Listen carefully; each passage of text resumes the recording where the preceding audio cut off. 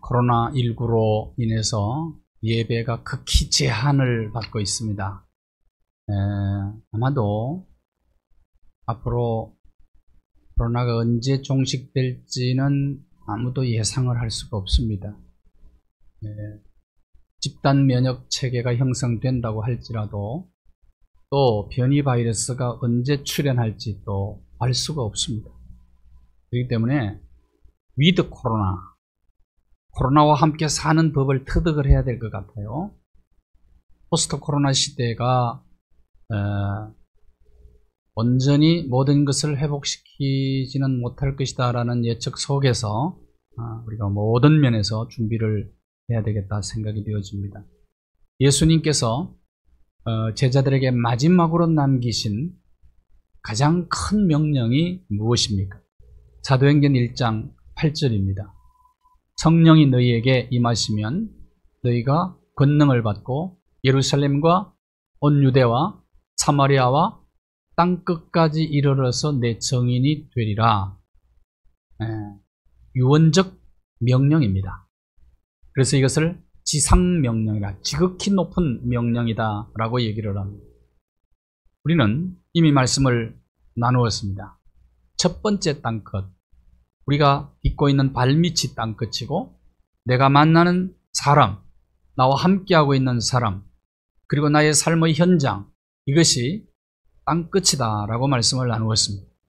우리는 가정에서, 첫 번째 땅끝인 가정에서 먼저 부부가 증인의 사명을 감당해야 되고, 그리고 온 가족들이 함께, 그리고 교회가 거룩한 교회, 그리고 하나된 교회, 그리고 사도적 교회, 보편적인 교회를 이루어서 성도들이 교회 안에서 예수 그리스도의 증인의 사명을 감당하고, 그리고 이제 세 번째 땅끝인 교회가 세상 속에 나아가서 교회와 성도들이 증인의 사명을 감당해야 한다는 것입니다. 이것이 오늘 사도행전 1장 1절의 말씀입니다.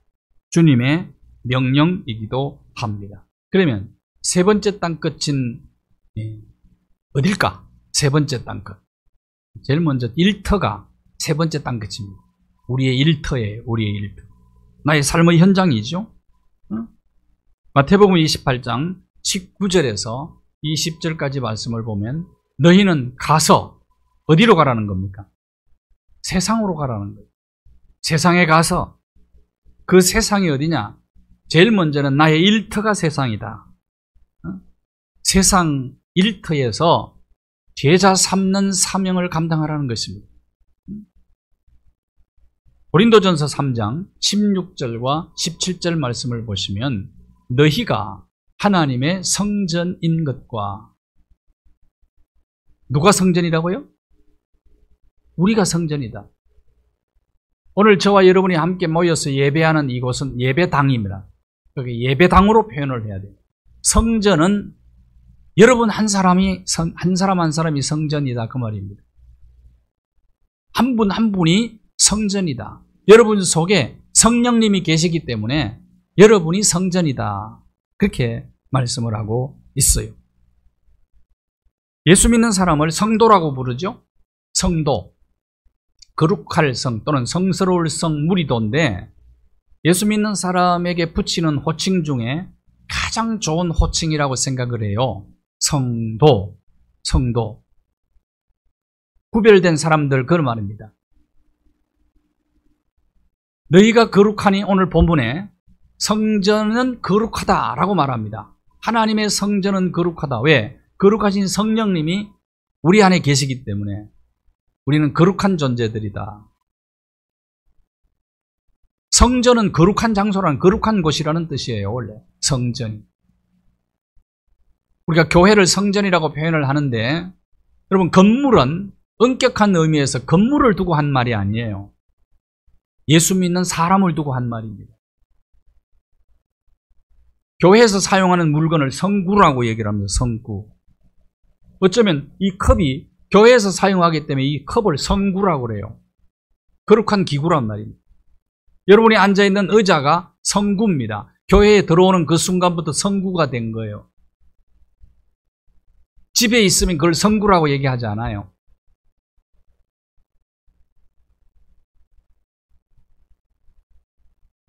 여러분이 세상에서 나가서 일을 합니다.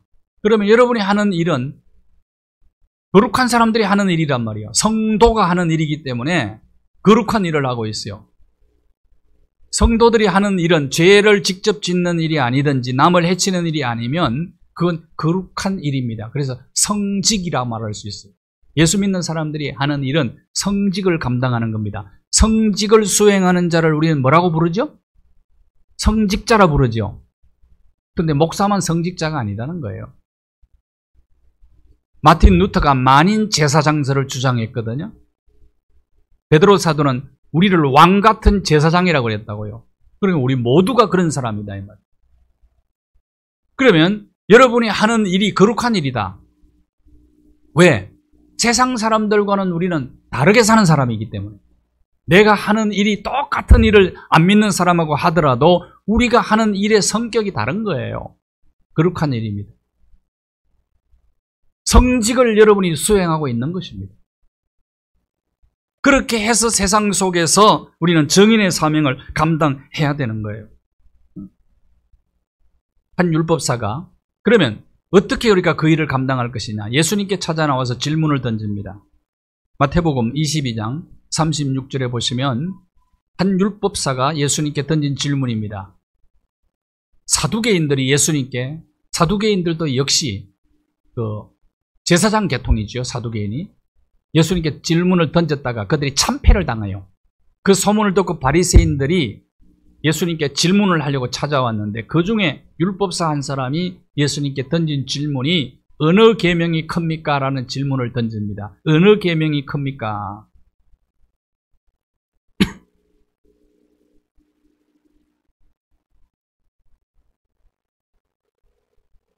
모세오경을 10계명을 중심한 모세오경을 율법사들이 613가지로 세칙을 만들었어요.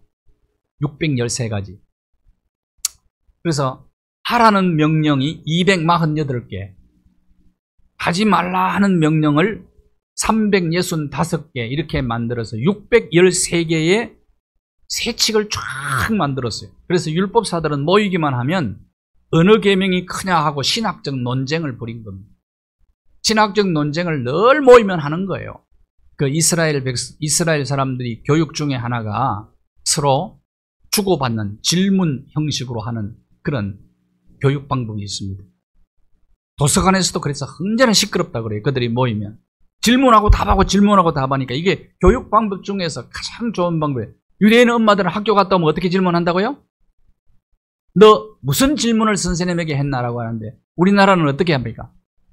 뭐 배웠냐고 얘기한 저 벌써 다른 거예요. 질문자. 그러니까 창의적인 인물이 막 만들어지는 거예요. 계속 궁금한 거 질문하고 답하고 질문하고 답하니까 마찬가지 율법을 놓고도 그렇게 한 거예요. 그런데 율법을 613가지를 만들었으니까 예수님이 잘못 대답했다거나 이건 함정에 빠지게 돼 있다고요.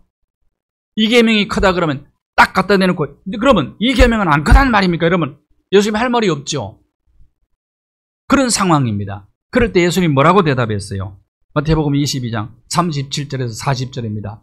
마음을 다하고 목숨을 다하고 뜻을 다해서 하나님을 사랑하라. 이것이 첫째 계명이고 둘째도 그와 같으니 내 이웃을 내 몸처럼 사랑하라. 예수님이 대답을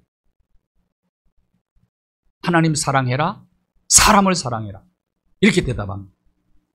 그런데 둘째도 그와 같으니 그러니까 이것은 사람 사랑하는 것과 하나님 사랑하는 것의 비중이 같다는 거예요. 이렇게 대답하니까 이들이 할 말이 없는 거예요. 할 말. 예수님의 대답입니다. 자, 그러면 우리가 세상에서 어떻게 정인의 사명을 감당해야 될 것인가의 답입니다. 이게 세상에서 하나님을 사랑하고 하나님께로부터 받은 그 사랑을 이웃에게 확대시키며 나가는, 제가 언젠가는 X가 아니고 컷이라고 그랬죠. 헬라어로 X가 사랑이, 하나님의 사랑이 내게로 집중되는 것, 이 꼭지점이 나라 그랬어요. 하나님의 사랑의 종착점이 아닙니다. 꼭지점이 종착점이 아니고 그 사랑을 이웃에게로 다시 확대시켜 나가는 것이 바로 오늘 예수님의 대답입니다. 이렇게 사는 것이 세상에서 증인으로 사는 거다. 여러분, 하나님의 사랑이 내게로 집중되는 거 아십니까? 하나님이 나만 사랑하는 것 같아요. 오늘 아침에 해가 왜 떴습니까? 나 때문에 해가 뜬 거요. 오늘 새벽에 교회 나오는데 창문을 열고 문을 열고 밖에 나왔는데 너무 하늘이 아름다운 거예요.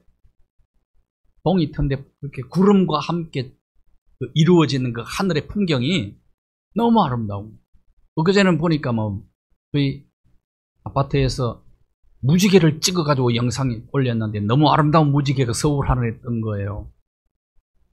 그래서 내가 오늘 나오면서 하나님을 찬양하면서 하나님, 저 하늘을 나 때문에 만드셨군요.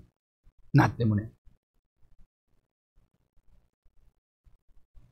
지금 그 서울숲에 가면 백일홍이 아주 예쁘게 피는 나무가 하나 있어요. 그걸 지나가면 너무 예쁜 거예요, 그 색깔이. 내가 지나갈 줄 알고 하나님이 미리 준비해 놓았다. 하나님은 나 때문에 모든 걸 만드신 거예요. 나 때문에. 그러면 내가 그 사랑의 종착점이냐? 아니라는 겁니다.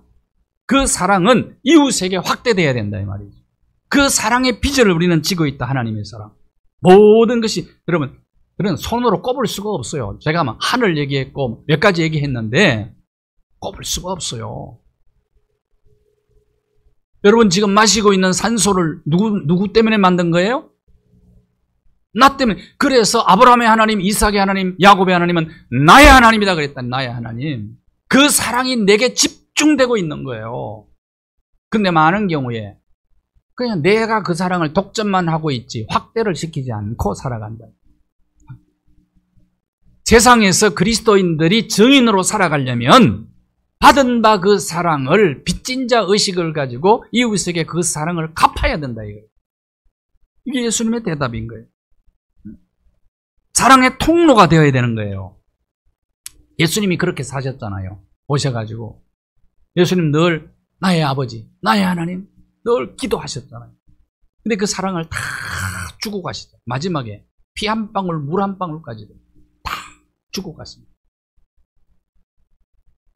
우리가 이렇게 살라고 예수님 그렇게 하신 거거든요. 내가 너희를 사랑한 것처럼 너희도 서로 사랑해라. 이것이 새 계명이다.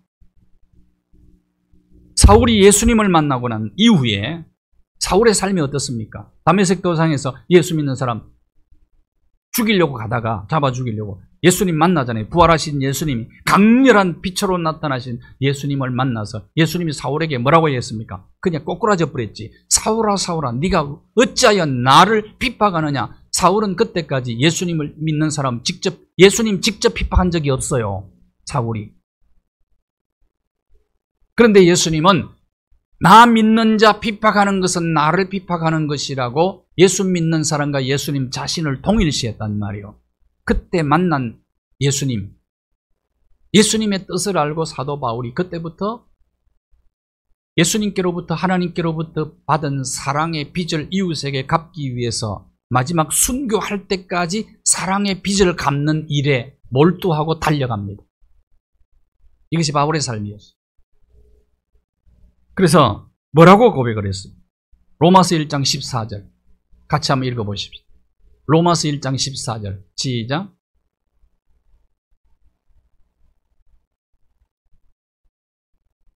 네.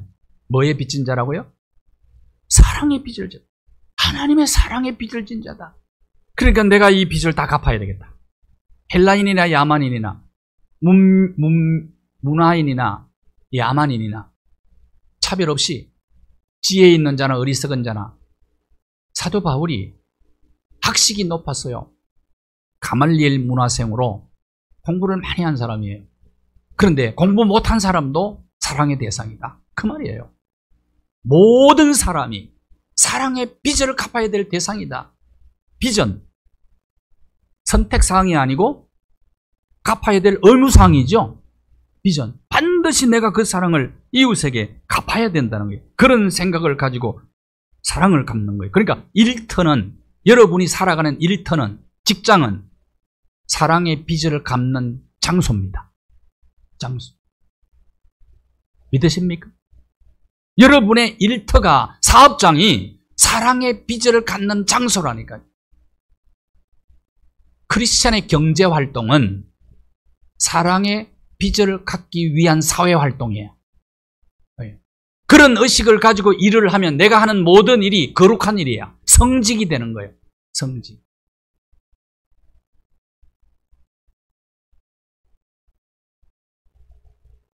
하나님의 사랑의 빚을 우리는 갚아야 되는데 우리나라에도 빚진 게 여러분이 많습니다. 나라에 빚진 거. 하나님의 빚도 많이 졌지만 나라의 빚을 많이 졌어요. 여러분이 대한민국의 빚을 많이 졌어요. 오늘 차 타고 오셨죠? 오실 때 도로가 얼마나 잘 나왔어요? 대한민국 도로는 아주 세계적입니다. 미국의 고속도로를 달려봤는데 우리나라 고속도로만큼 그렇게 편안하지가 않더라고. 내가 이 승차감이 우리나라가 훨씬 고속도로를 잘 만드는 거예요. 고속도로 만드는데 돈 얼마나 많이 듭니까? 여러분은 혜택을 엄청나게 누리고 있는 거예요. 지금 수도시설 잘 돼 있죠? 의료 우리나라 최고입니다. K방역 성공한 것은 의료 체제가 잘 돼 있어요. 보험체제 잘 돼 있고 의료비 어디를 가든지 대한민국이 제일 싸요. 우리보다 싼 데가 없어요. 이렇게 시설 좋고 신속하게 일을 차린 백신 확보만 됐으면 벌써 100% 다 끝났을 거예요. 우리 백신 맞는데 속도가 최고 빨라.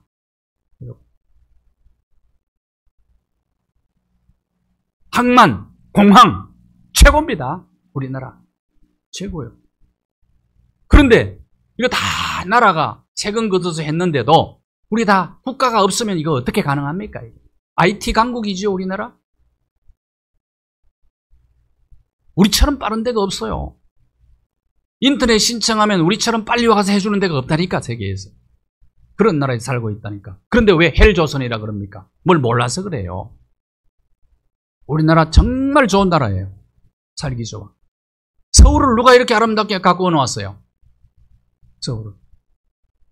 우리가 앞서 살던 사람들이 세금 내가지고 다 해놓은 거예요. 우린 그들에게 빚을 졌습니다. 그러니까 우리가 세금 내야죠. 세금 낼 때 얼굴이 푸르락 불그락 하지 말고 사랑의 빚을 갚는다 생각하고 기왕 낼 걸 그렇게 생각하고 정직하게 내야지. 정직하지 않는 돈을 내는 거 하나님 기뻐하지 않아요. 하나님이 돈이 필요한 분이 아닙니다. 우리가 바른 삶을 사는 걸 원하세요.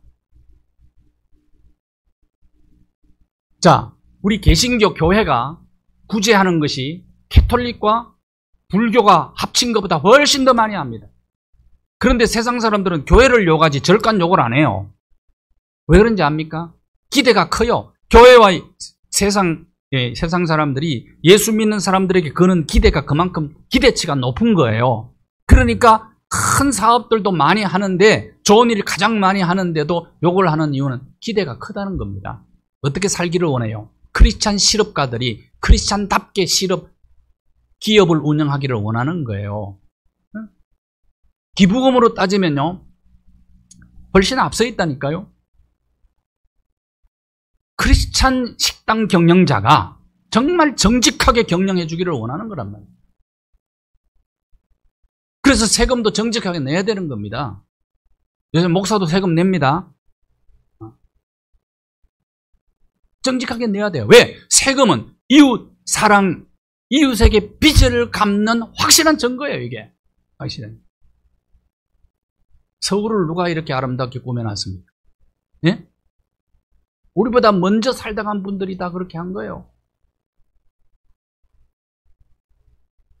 서울이 얼마나 아름다운 도시인지 압니까? 한수북에다가 도읍을 정하고 우리 선조들이 풍수지리하게 맞게 했다고 그러는데 정말 배산임수라 그러죠? 뒤에는 산이 병풍처럼 뚫려있고 앞에는 한강이 이렇게 흐르는 도시가 그렇게 흔치가 않아요. 다녀보십시오. 그렇게 많지 않습니다. 정말 아름다운 곳이라니까요. 그런데 서울을 이렇게 잘 꾸며내서 우리는 모든 문화 혜택을 누리고 있습니다. 빚진 거예요. 빚진 거. 그러면 다음 세대에는 우리보다 더 좋은 세상을 만들어서 물려줘야 될 것 아닙니까? 사랑의 빚을 우리는 갚아야 되는 거예요. 사람. 청년들이 군대에 갑니다. 군대에 갈 때는 남의 집 아들들의 빚을 갚으러 가는 거예요. 왜? 이 대한민국을 지킨 것은 6.25 전쟁 때 137만 명이 죽어요. 400만 가정에서 군대를 보낸 거예요. 군대를. 그때는 애기들이 사람들이, 식구들이 많았죠. 부부 있죠. 자식들이 있죠. 둘씩만 해도 부부 둘, 자식 둘, 할머니, 할아버지 평균 6명 이상이 그 가정에서 자란 거예요. 6.25 때 2천만이었어요. 우리 남한이 인구가. 그들이 가서 목숨을 잃었어요. 그들 때문에 대한민국이 지금 존립하고 있는 겁니다. 그렇다면 군대 가는 청년들은 그러니까 남의 집 아들 빚 갚으러 가는 거죠.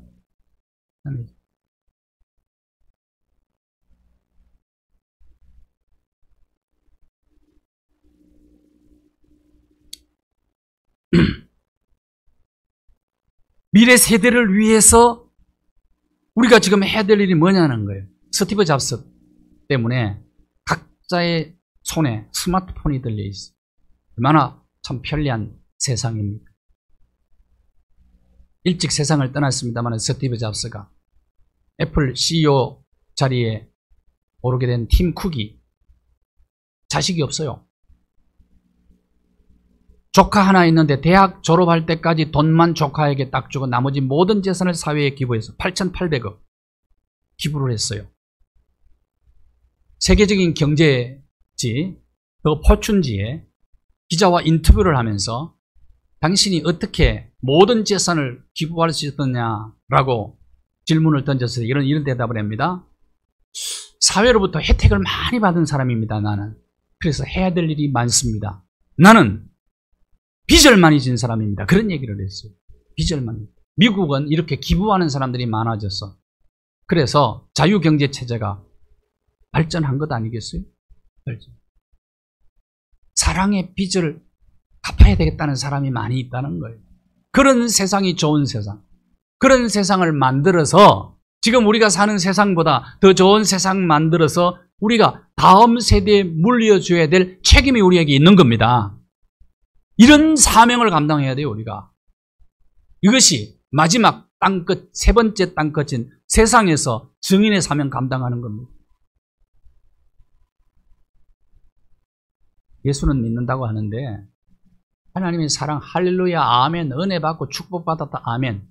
종착점이 나 자신이야. 그러면 세상 사람들과 다를 바가 조금도 없는 겁니다. 왜 하나님을 믿습니까? 예수님을 왜 믿습니까? 이 세상을 본받지 말라 그랬잖아요. 하나님 사랑하고 이웃을 내 몸처럼 사랑하는 사람이 운영하는 회사에서 불량품을 만들 수 있겠습니까? 있을 수 없는 얘기죠. 네. 마태복음 5장 16절 말씀입니다. 착한 행실을 통해서 하나님께 영광 돌리라. 착한 행실이 뭡니까? 이웃에게 사랑의 빚을 갚는 이웃.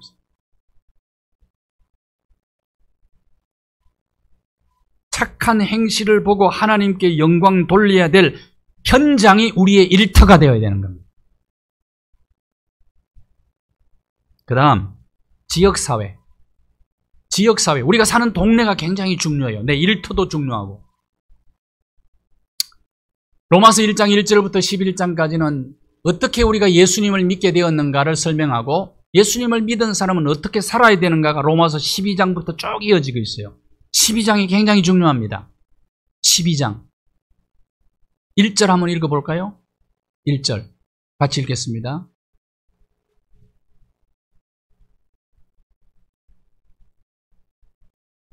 너희 몸을 하나님이 기뻐하시는 거룩한 산 제물로 드리라. 이는 너희가 드릴 영적 예배니라. 우리 몸을 산 제물로 드리라. 이웃에게 사랑의 빚을 갚는 데 나를 드리라 이 말이에요. 예수 믿는 사람들에게 내린 첫 번째 명령입니다. 이것은 영적 예배다. 교회 와가지고 할렐루야 아멘 하고 예배 드리는 것, 이것으로 끝이면 안 돼요.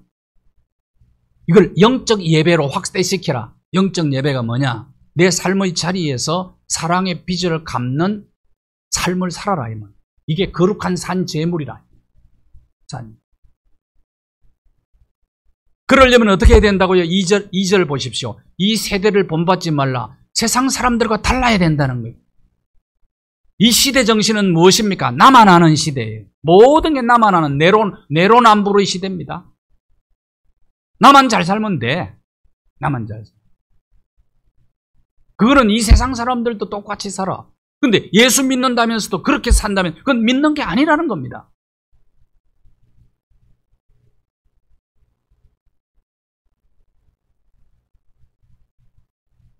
창세기 1장 28절이 우리가 세상에서 어떻게 살아야 될 것인가를 하나님께서 우리에게 이렇게 가르쳐 주셨습니다. 창세기 1장 28절과 29절입니다. 하나님께서 사람을 만들고 사람을 만드시기 전에 세상을 만들었죠. 세상의 모든 인간에게 필요한 것. 다음 주부터 우리 창세기의 말씀을 좀 나누기를 원하는데 가장 핵심적입니다. 바탕이 되는 게 창세기인데요. 창세기 1장, 2장, 3장. 가장 신앙의 기초가 되는 것인데 복을 사람을 만들고 주시며 생육하고 번성하고 충만하라. 땅에 쫙 흩어져서 땅에 충만하게 살아가기를 원하는 거예요. 땅을 정복하고 다스리라. 지구촌을 잘 다스리라. 근데 인간이 다 자기만 생각해. 그러다 보니까 욕심 부리다가 이 지구를 다 망가뜨려 버립니다. 이상기온 때문에 서유럽에 100년 만에 홍수가 났어. 130 몇 명인가 죽었더라고. 독일이 그냥 당했어, 이번에. 갑자기 쏟아진 폭우 때문에 피할 길도 없었던 거예요. 코로나19는 왜 생긴 겁니까? 코로나19가 왜 온 거예요? 이 명령을 제대로 안 지킨 거예요. 전부 자기 욕심해가지고 무참히 다 그냥 개발하고 도시로만 모여가지고 도시만 쳐다보고 있는 거예요. 하나님의 뜻은 쫙 모든 사람들이 지구촌에 흩어져서 살기를 원하는 겁니다. 바벨탑은 모여 살려고 바벨탑 쌓은 거 아니에요. 그러니까 무너뜨린 거지, 하나님.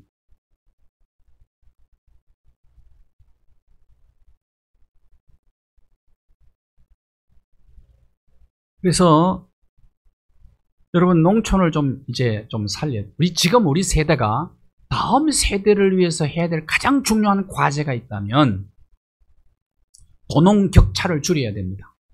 도농 격차. 전부 이제 노인들만 몇 명 있더라고, 시골 가면은. 그래서 시골에 마을에 청년 회장이 70대예요. 70대가 청년 회장이라. 60대는 가면 애 취급받아요. 60대는 아예 노인.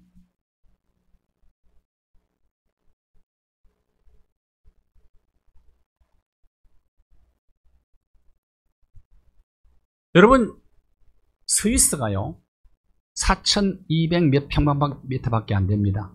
평방제곱미터밖에. 우리나라는 전체가 11만 평방제곱미터예요. 우리나라 면적이.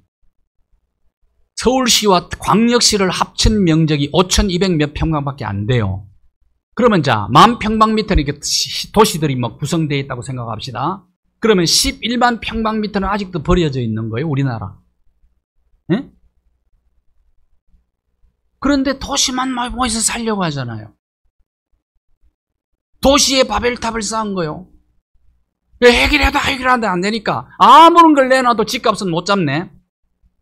지금 이제 대통령 출마하는 사람이 그러더라고. 앞으로 고층을 서울에 다 짓겠다. 100층, 150층 막 해가지고. 내가 그래서 아이고 위험한데. 한 번만 살짝 흔들어 놓으면 큰일 나는데. 네? 제가 우리 동기 목사님 한 분이 노우보 목사님이라고, 이분이 성경을 통달하신 분인데 신학자들이 그분을 보고 감탄할 정도로 성경을 많이 아시는 분인데, 이분이 실력으로 보나 세계적인 분인데 실력으로 보나 무엇으로 보든지 서울에 와가지고 뭐 대형교회 담임 목사 하셔야 될 분. 근데 저 산청에 단성이라는 곳에 성경 통로를 지어놓고 몇십 년 동안 그거 하고 계세요. 목회도 시골에 지리산 선교회를 그분이 만들어가지고 지리산 골짝골짝 교회를 많이 세웠습니다. 굉장한 일을 하신 분이에요. 근데 왜 그분이 시골에 계속해서 있느냐? 이유는 이 때문이라는 거예요. 이 명령을 자기가 성경을 통달했는데 내가 이 명령을 지켜야지. 그리고 그 있는 거예요. 그래서 고청 아파트가 위험하다고 대화를 나누는데 그러더라고요. 언제 한번 그 통도원에 갔는데 이제 같이 식사를 하게 되었어요. 자기 집에 이렇게 초대를 하더라고요. 가서 식사를 하는데 그러면서 이제 아파트 얘기가 나오고 도시 얘기가 나오고 이 명령 얘기도 서로 대화를 나누면서 이분이 그러는 거예요. 앞으로는 목사님 집을 지을 때 시골에 내려와가지고 딱정벌레 집을 지어야 됩니다. 그게 무슨 뜻입니까? 딱정벌레 알죠? 딱정벌레 요렇게 생긴 거. 크기다 그렇게 짓고 그 밑에다가 발통을 달아야 된다. 발통을 달아가지고 지진이 나면은 또르륵 굴려가도록 그렇게 만들어야 된다. 그래서 한참 같이 웃었는데요. 이분이. 여러분 스위스라는 나라가 저는 스위스에 처음 갔을 때 공항에서 비행기가 착륙할 때 나는 보고 감탄했어요. 왜? 너무 아름다운 거예요. 국토가. 국토를 너무 아름답게 꾸며놓은 거예요. 원래 스위스가 그런 나라가 아닙니다. 못 사는 나라였고 그리고 아주 요즘으로 말하면 깡촌 나라예요. 흙집에 몇백 년 동안 그렇게 산 거예요. 그런데 누군가가 성경적으로 의식이 깨진 사람이 있었던 거예요. 그래서 그 나라를 손이 닳도록 가꾼 겁니다. 알프스 산골짜까지 가꿔놨어요. 도시와 농촌의 차이가 별로 없어요. 그러니까 혜택을 함께 누리는 거예요. 여러분 도시의 삶이 질이 높은 삶입니까? 잘 한번 생각해 보십시오. 서울 전세 빼면 시골에 큰 마당에 있는 대저택을 사서 살 수 있습니다. 얼마든지. 그리고 거기에 텃밭 만들어 가지고 싱싱한 무공해 채소 이런 걸 키워 가지고 식사 시간마다 가서 뜯어먹어요. 슈퍼에 가서 사서 먹는 거하고 그렇게 먹는 거하고 어디가 질이 높아요? 지금은 시골도 와이파이가 어디든지 팡팡 터집니다. 시골에서도 재택근무가 가능하다고. 굳이 도시를 고집할 필요가 있겠느냐?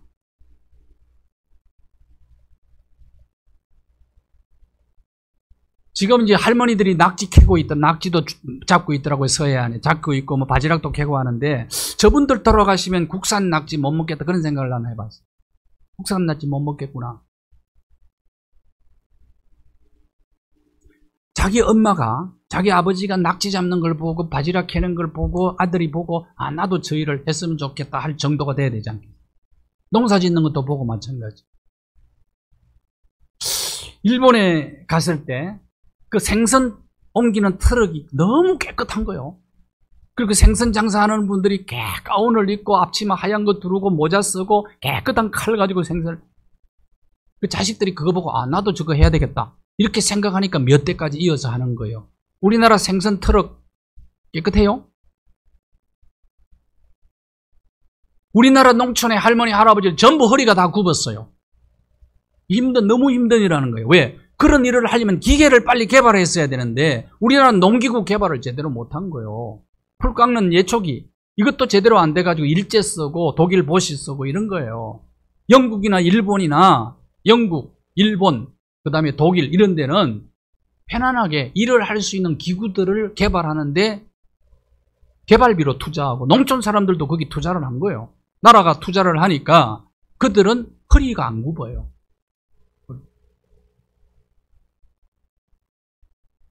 자, 그 나라가 어떤 지형을 가지고 있느냐가 중요한 건 아닌 것 같아요. 스위스처럼 거기에 누가 사느냐가 중요하단 말이죠. 누가 사요. 그러니까 우리가 사는 세상을 더 좋은 세상 만들어서 더 아름다운 세상 만들어서 우리는 다음 세대에 이것을 물려야 될 책임과 사명이 있는 겁니다. 이것이 우리의 사명이라는 거예요. 단순히 여러분 세상을 하니까 전도만 생각하는데 전도가 뭡니까? 예수 믿으라고 한다고 믿어요? 사랑의 빚을 갚는 현장으로 만들어버리라.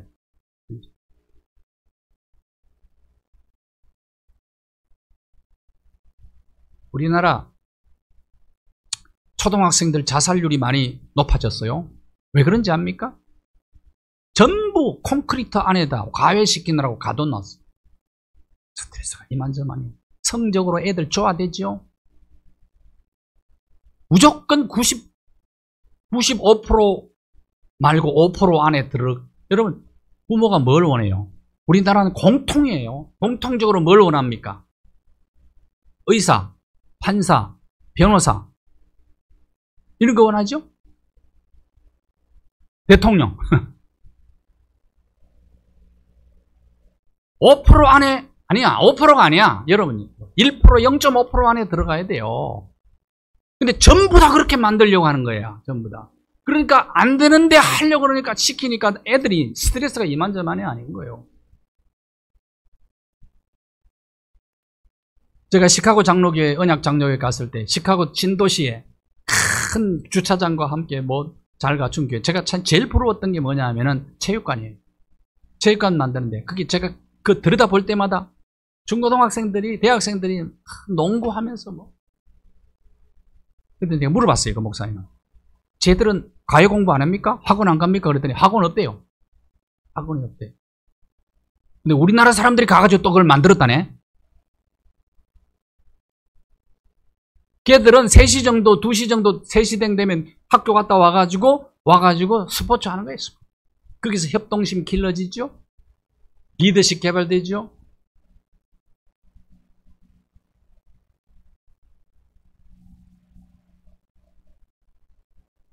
우리나라 역대 대통령들 중에 거의 대부분 시골 출신입니다. 책상 앞에서 리더십이 개발되는 거예요.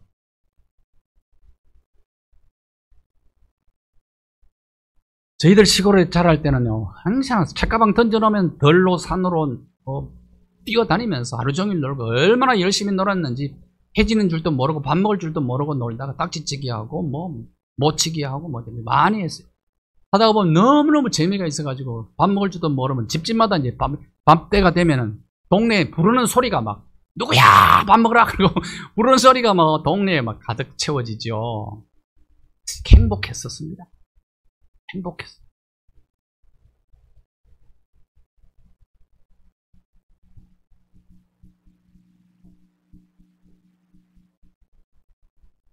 사람을 어떻게 똑같은 사람들을 다 만들어.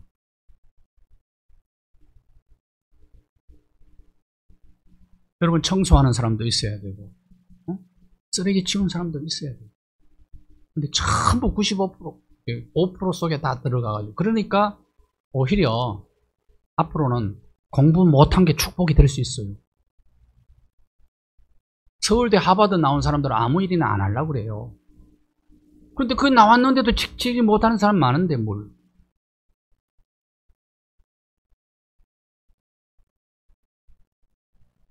그렇게 해가지고 취직을 했어. 대기업에. 취직해서 행복합니까? 응? 그걸 물어봐야지.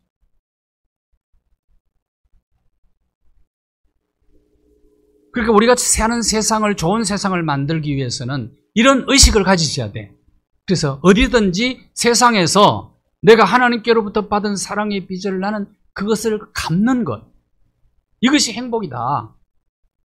이 세상과 다른 가치관을 가지고 살아가는 사람들이 세상에 많아질 때 세상은 아름다워집니다. 그런 세상을 우리 다음 세대에게 물려줘요. 이것이 우리의 삶. 정지용 씨 아시죠? 그가 쓴 시 중에 향수라는 시가 있어요. 제가 아주 좋아하는 시고 그 노래입니다. 향수. 저 충북 오천 아주 시골에서 태어난 분이에요.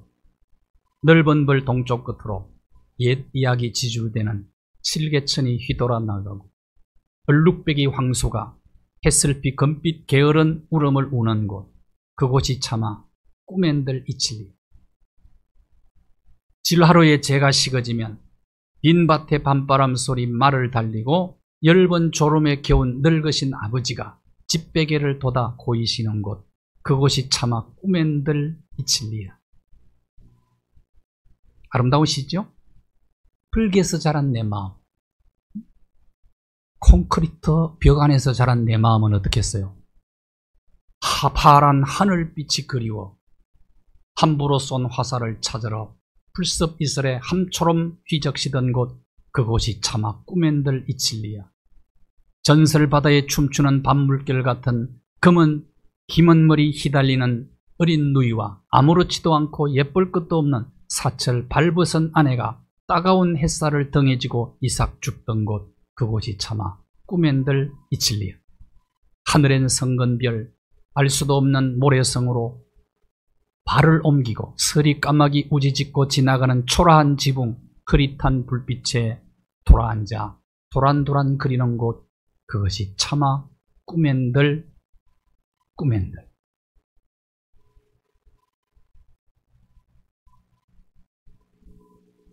가정에서 부부가 정인의 사명을 감당하고 성도들이 교회 안에서 정인의 사명을 감당하고 그들이 세상에 나가서 정인의 사명을 감당해서 좋은 세상 만들어 다음 세대에 아름다운 세상, 좋은 세상을 물려주는 우리 모두가 되어야 할 것입니다. 하나님 아버지 감사합니다. 가정에서, 교회에서, 세상에서 하나님께로부터 받은 사랑의 빚을 이웃에게 갚으면서 이웃을 내 몸처럼 사랑함으로 하나님의 뜻을 이루며 우리가 사는 세상을 더 아름답고 복된 세상으로 만들어 나가는 우리 모두가 되게 하여 주옵소서. 우리 인생은 내가 무엇을 얼마나 좋은 옷을 입었느냐, 좋은 음식을 먹었느냐로 결정되는 것이 아니고 남은 생애 동안 하나님께로부터 받은 사랑의 빚을 이웃에게 얼마나 갚으며 살았느냐가 내 인생을 결정하게 될 것입니다. 사랑의 빚을 갚으면서 하나님의 뜻을 이루고 이 세상을 더 아름답고 복되게 이루어 나가는, 일구어 나가는 주인공들로 세움받게 하여 주옵소서. 예수 그리스도 거룩하신 이름으로 기도하옵나이다. 아멘.